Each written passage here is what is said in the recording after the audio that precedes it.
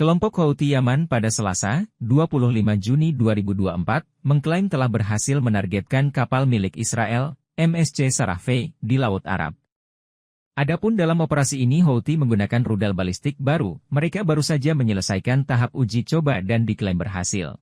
Rudal balistik tersebut yakni bernama Hatem-2.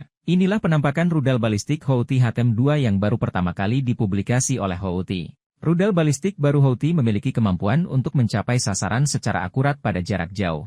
Selain itu senjata ini sebagai kelanjutan dari pengembangan kemampuan militer. Sebelumnya diberitakan, juru bicara Angkatan Bersenjata Yaman, Brigadir Jenderal Yahya Saree membenarkan penargetan MSC Sarah MV di Laut Arab. Houthi menyebut serangan terhadap kapal Israel tepat sasaran dan akurat.